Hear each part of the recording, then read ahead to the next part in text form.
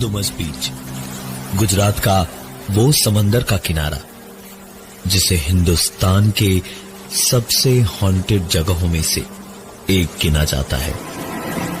वहीं पर एक चट्टान के पास जब रात का वक्त था, निखिल समंदर किनारे रेत पर बैठा समंदर को ताके जा रहा था। एक अजीब सी खामोशी थी उन लहरों में, एक अजीब सा सुकून था लहरों की उस उथल पुथल में। बैठे बैठे निखिल अपने ही ख्यालों में खोया हुआ था जब अचानक से एक लकीर से निखिल के चारों ओर एक गोला जैसे कुछ बनाने लगी। ध्यान से देखा तो निखिल ने पाया कि जैसे कोई पैरों से उसके चारों ओर रेत पर एक गोला बना रहा था, लेकिन दिखाई कोई नहीं दे रहा था। निखिल आंखें फाड़े उस लकीर को बनते हुए देखता रहा और फिर जब पूरा एक गोला चारों ओर बन गया तो जो भी था वो टहलता हुआ पानी की ओर चला गया। दिखाई तो कोई नहीं दिया, लेकिन एक के बाद एक बनते पैरों के निशानों से निखिल इतना तो समझ ही गया था कि ये क्या हो सकता है। निखिल कुछ देर तक तो बस उसे देखता ही रह गया और फिर पता नहीं क्या सोचा कि निखिल उठा और एक के बाद एक कदमों के निशानों पर अपना पैर रखता हुआ पानी की ओर चल पड़ा और कुछ ही देर में लहरें पैरों को छूने लगी। जैसे ही पैरों को लहरें छूने लगी तो निखिल ने एक नजर फिर से समंदर पर दौड़ाई और एक गहरी सांस लेकर वापस आने को पीछे पलटा ही था जब मुड़ते ही निखिल एक पल को ऐसा ठटका कि वो हिल भी नहीं पाया, क्योंकि उसके ठीक पीछे एक औरत खड़ी थी जिसने निखिल के पलटते ही उसको दोनों हाथों से सीने पर एक जोरदार धक्का मारा और निखिल उस उथले पानी में गिर गया। पानी गहरा नहीं था, लेकिन निखिल गिरा अपनी कोहनियों के बल पर था और इसलिए कंधे और कोहनियों पर झटका बड़ी तेज लगा था उसे। झटके से उठे दर्द में निखिल कराहता हुआ उठा तो उसने देखा कि वो कमरे में अपने नींद में अपने बिस्तर से नीचे कारपेट पर गिरा था। घड़ी पर नजर डाली तो तकरीबन 1:30 बज रहे थे। निखिल अपने होटल के रूम में ही था। उसने सोचा कि क्यों ना थोड़ा बीच पर घूम ही लिया जाए और निखिल हाथ मुंह धोकर चल पड़ा उस सुनसान बीच की ओर। होटल से निकल के निखिल बाहर पहुंचा और समंदर की ओर जाने लगा। रास्ते में जाते हुए निखिल को कुछ दूरी पर चट्टानों की जरा सी ऊंची दीवार पर एक लड़की स्ट्रीट लैंप की रोशनी में कूदती फांती दिखाई दी। वो ऐसी जगह थी जहां से खड़े होकर कोई चीखे तो पहाड़ों की तरह आवाज गूंजती है। निखिल ने उसे देखा और खुद भी थोड़ी सी दूरी पर जाकर किनारे खड़े होकर समंदर की ओर खड़े होकर चिल्लाया, मेरा नाम निखिल है, मेरा नाम निखिल है। और निखिल की आवाज के गूंजते ही वो लड़की तुरंत चट्टानों से नीचे कूदकर रेत की तरफ कहीं चट्टानों में जाकर निखिल से बचती हुई छुप गई। निखिल ने जैसे ही उसे भागकर छुपते हुए देखा तो निखिल भी उसके पीछे पीछे दौड़ा और चट्टानों के बीच पहुंचते ही निखिल को वो लड़की कहीं दिखाई नहीं दी, लेकिन एक फोन बजता हुआ कहीं दूर सुनाई जरूर दिया। आवाज का पीछा करके निखिल ने उस फोन को ढूंढा और जब रिसीव किया तो एक आवाज ने उधर से कहा, तुम जिसे ढूंढ रहे हो ना निखिल बाबू, वो मर चुकी है। निखिल तो ये सुनकर कुछ समझ ही नहीं पाया कि ये सब हो क्या रहा था। वो पलटकर फोन पर कुछ कहता, इससे पहले ही निखिल के कंधे पर किसी ने पीछे से हाथ रखा। निखिल फोन कानों से हटाकर पलटा ही था जब उसे डर के मारे लगा जैसे उसकी रीढ़ की हड्डी के ऊपर धीमे धीमे बर्फ की एक परत जमती जा रही थी, क्योंकि पलटते ही अपनी आंखों के सामने निखिल को वही औरत दोबारा दिखाई दी। और दोबारा एक बार फिर से उस औरत ने निखिल को एक ऐसा जोर का धक्का दिया कि निखिल उन्हीं चट्टानों पर नीचे सर के बल जोर से गिरा और बेहद बुरी तरह से सर में चोट आई उसके, जिससे निखिल तुरंत वहीं के वहीं बेहोश हो गया। सवेरे जब निखिल की आंख खोली तो वो बीच पर नहीं अपने कमरे में था। निखिल ने उठते ही इधर उधर देखा तो अपना कमरा देखकर थोड़ा घबराया, लेकिन फिर सोचा जरूर कोई भला आदमी उसे यहां तक छोड़ गया होगा। लेकिन जब सर पे लगी चोट का हाल देखने को सर पर हाथ रखा तो निखिल ने देखा सर पे तो क्या, पूरे बदन पर कहीं कोई खरोंच नहीं थी।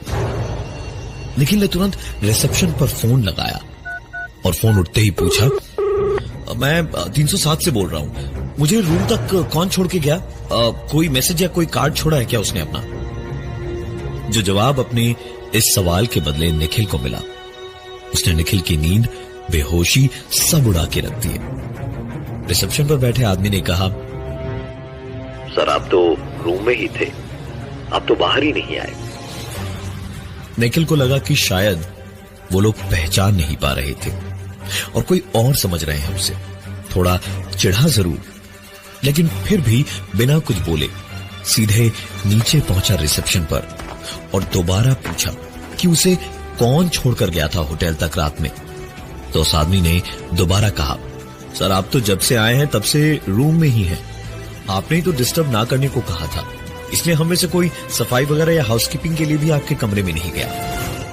निखिल को अब इतना ज्यादा झूठ सुनकर गुस्सा बहुत तेज आया और उसने दांत पीसते हुए कहा, ठीक है, यहां दरवाजे के कैमरा की फुटेज दिखाओ मुझे, निकला तो यहीं सोऊंगा ना मैं। निखिल की जिद पर उसे फुटेजेस दिखाई गई तो निखिल और भी ज्यादा परेशान हो गया, क्योंकि फुटेज में निखिल होटल के अंदर आता हुआ तो दिखाई दे रहा था, लेकिन बाहर एक बार भी नहीं निकला था।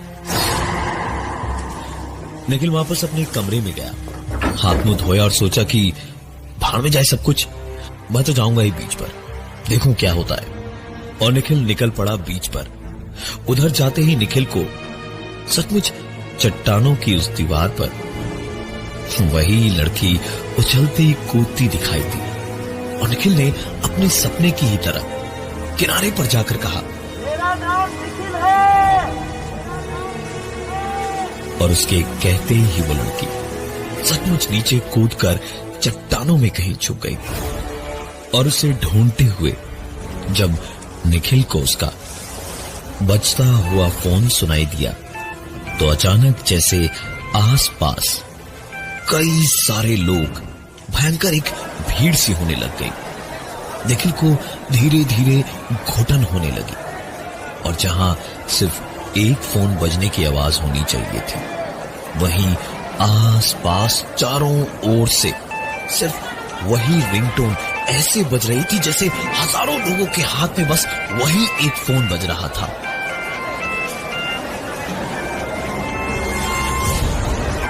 निखिल ने अपने कानों पर हाथ रखा और पूरी तरह से आवाजों को बंद करने की कोशिश करने लगा और उसकी कोशिश जैसे रंग ले आई, क्योंकि तकरीबन 10 सेकंड के बाद ही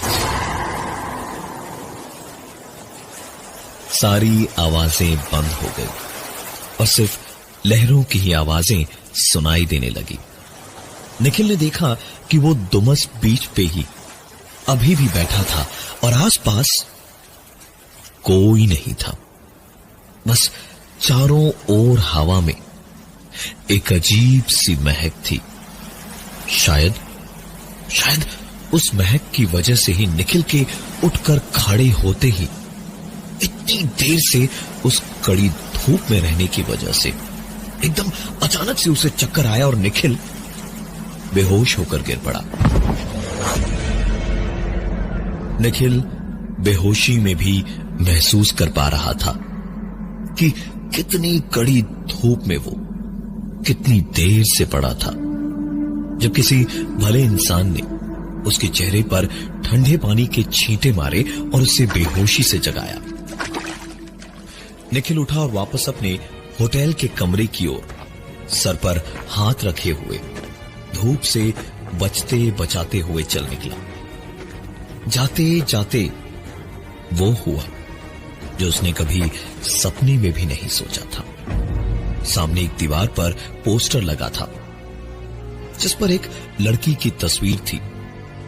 नाम लिखा था प्रीति और एक फोन नंबर दिया हुआ था। निखिल कुछ देर तक उस तस्वीर को देखता ही रह गया। पता नहीं दिमाग में क्या चल रहा था। शायद कुछ पुरानी बातें उसे याद आ रही थी। कितनी ही बातें थी जो दिल में थी, लेकिन उन सबको याद करके कोई फायदा नहीं था। निखिल ने जेब से फोन निकाला और पोस्टर पर दिए हुए उस नंबर पर फोन मिलाया। उधर से फोन उठा तो निखिल ने कहा, ये प्रीति के पोस्टर्स हटवा लीजिए क्योंकि वो मर चुकी है। ये बात सुनते ही पता चला कि दिया हुआ नंबर जिस पर उसने फोन मिलाया था वो पुलिस का था, क्योंकि उधर से एक कड़क आवाज ने कहा, अगर झूठ बोल रहे हो तो तुम्हारी हड्डियों का चूरा बना डालूंगा, और अगर सच बोल रहे हो तो पुलिस स्टेशन आओ और साबित करो। निखिल तो सही ही बोल रहा था। वो सीधे चल पड़ा पुलिस स्टेशन की ओर और वहां पहुंचते पहुंचते कैसा अजीब सा हाल हो रहा था निखिल का। बुरी तरह किसी जानवर के जैसे हाँफ रहा था। पसीने से तर-बतर था।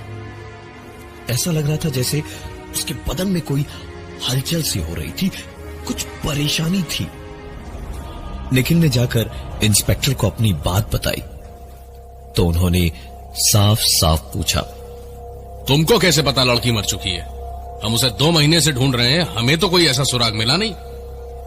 निखिल ने अपने उसी घबराए बदहवास से हाल में उन्हें जवाब दिया,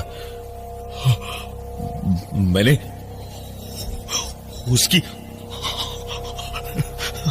आत्मा को देखा है जो बीच पर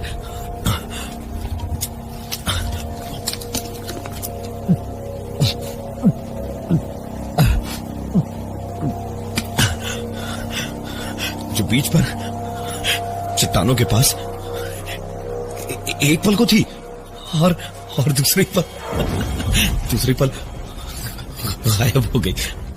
उसका फोन भी था वहीं पर। आप चाहे तो मैं आपको दिखा सकता हूं, उसका मोबाइल दिखा सकता हूं। इंस्पेक्टर ने इस बात पर हंसते हुए कहा, अच्छा, अब भूत प्रेतों के भी मोबाइल फोन होने लगे और उन्हें फेंक कर वो इधर उधर जाने भी लगे। अच्छा बता, ये क्या है? हा?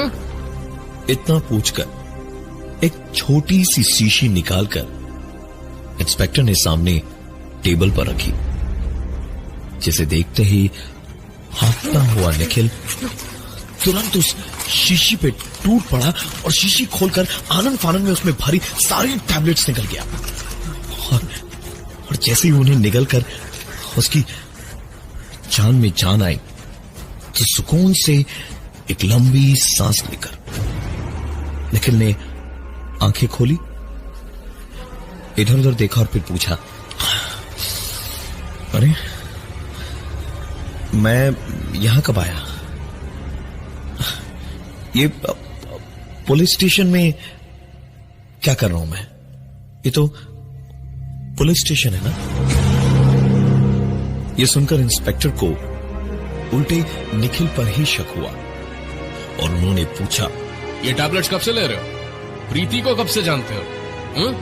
निखिल जैसे नींद से जागा और उसने कहा, इंस्पेक्टर साहब माफ कीजिएगा, मुझे ये दवाएं डिप्रेशन से दूर रखती हैं। प्रीति ने ही दी थी मुझे और काफी फायदा भी हो रहा है इनसे, लेकिन फिर मेरी प्रीति मुझे हमेशा के लिए छोड़कर चली गई। बहुत प्यार करते थे हम एक दूसरे से। हमारी तो शादी भी होने वाली थी। रोते रोते इतना कह के किसी तरह निखिल ने खुद को संभाला और फिर बोलना शुरू किया। मैं तो उसी को ढूंढने यहां आया था, क्योंकि किसी काम से वो यहां दुमस बीच आई थी, फिर कभी वापस नहीं लौटी। मैं उसे ढूंढता हुआ जब बीच पर पहुंचा तो उसका फोन भी मिला था मुझे, लेकिन फिर कहीं गुम हो गया वो फोन चट्टानों में। आप चाहें तो वो जगह आपको दिखा सकता हूं मैं। इंस्पेक्टर को केस सॉल्व होता हुआ दिखाई दे रहा था। उन्हें पूरा यकीन हो चला था कि निखिल ने ही प्रीति को गायब किया है। वो तुरंत उसके साथ चलने को तैयार हो गए कि सबूत तो ये खुद ही लाकर दे रहा है। निखिल उन्हें वहां तक लेकर पहुंचा और कुछ तो निखिल की किस्मत खराब थी या इंस्पेक्टर की अच्छी, जो फोन वहीं सामने ही पड़ा मिला। और जब उसे उठाकर चेक किया तो निखिल के ही कई सारे कॉल्स दिखाई दिए। इंस्पेक्टर ने अब तो कोई सवाल पूछना भी जरूरी नहीं समझा और निखिल को वहीं पीटना शुरू कर दिया। अच्छा, तो तूने नहीं मारा उसे, लेकिन तुझे पता है कि वो मर चुकी है और उसका फोन यहीं मिलेगा। जब तुझे पता था कि फोन गई है तो उसे लेके मेरे पास क्यों नहीं आया? हाँ? बोल, तू भी ड्रग्स बेचता है ना? हाँ? तू ग्राहक है कि पूरा रैकेट तू चला रहा है? बोलता क्यों नहीं? बोल। हाँ? निखिल का तो मुंह खुला का खुला रह गया। उसे समझ ही नहीं आ रहा था कि ये सब क्या सुन रहा था वो। इंस्पेक्टर को जब मन मुताबिक जवाब नहीं मिले तो वो बुरी तरह से निखिल को पीट ही रहा था। जब अचानक निखिल अधमरी सी हालत में इंस्पेक्टर के हाथ से छूट के खिसकता हुआ इंस्पेक्टर की आंखों के सामने से पानी की ओर खींचता चला गया। निखिल चीख भी नहीं पा रहा था। उसकी आंखों में अजीब सी बेहोशी सी छाई हुई थी। बस वो हाथ पैर मारे जा रहा था, लेकिन कोई फायदा नहीं हुआ। इंस्पेक्टर और उसके साथ के कांस्टेबल्स को अपनी आंखों पर यकीन नहीं हो रहा था, क्योंकि उनकी आंखों के सामने निखिल को पैरों से पकड़कर कोई घसीट तो रहा था समंदर की ओर, लेकिन दिखाई नहीं दे रहा था। निखिल आखिरकार पानी तक पहुंचा और थोड़ी देर तक पानी के अंदर ही रहा। जब इंस्पेक्टर के इशारे पर एक कांस्टेबल दौड़ कर गया और निखिल को पानी से निकाल कर लाया। निखिल को बेहोशी से जगाया तो निखिल ने हाँफते हुए बताया, सर, दमन बॉर्डर के पास एक आदमी है, रंजीत, उसी का रैकेट है ये पूरा। कई बड़े बड़े लोग हैं और कई बड़े बड़े मर्डर केसेस सुलझ जाएंगे अगर उसे पकड़ा तो। निखिल की बात सुनकर इंस्पेक्टर ने उससे पूछा, पर ये तुझे कैसे पता? हाँ? बेहोश होने से पहले पहले निखिल ने बताया, मैं हमेशा ही नशे में था, इसलिए समझ नहीं पाया, लेकिन प्रीति ने बताने की बहुत कोशिश की, पर आज जाकर मुझे समझ आया। निखिल की बात सुनकर ही पुलिस ने दमन से रंजीत को पकड़ा और सचमुच कई सारी गुत्थियां सुलझ गई। प्रीति एक अच्छे घर की लड़की थी, लेकिन मां बाप के ध्यान न देने की वजह से भटक गई थी। निखिल से प्यार हुआ तो उसे खो न दे, इस डर से उसे कुछ बताया नहीं। लेकिन जब शादी के सपने देखकर इस दुनिया को छोड़ने की कोशिश की तो वो मार दी गई। आज भी कई लोगों का कहना है कि एक पागल लड़का डुमस बीच पर घूमता रहता है, रात को या कभी भी दिन में, बस हवा में अपने आप से बातें करता फिरता है। प्रीति मैं पागल हूं क्या? तुम्हें छोड़कर कहीं नहीं जाऊंगा। मुझे मालूम है कि तुम मेरे आस पास कहीं हो। मैं बस यहीं रहूंगा, तुम्हारे पास, तुम्हारे एकदम नजदीक।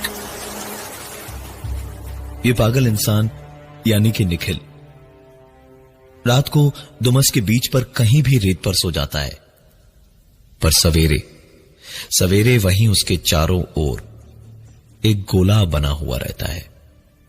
शायद इतनी चाहत और इतने प्यार से वो गोला बनाया जाता है, इसलिए आज तक दुमस बीच पर रहने वाली सैकड़ों दूसरी आत्माएं जो है वो निखिल का कुछ नहीं बिगाड़ सकती, क्योंकि निखिल के अलावा रात को वहां जाने वाला शायद ही कोई और है।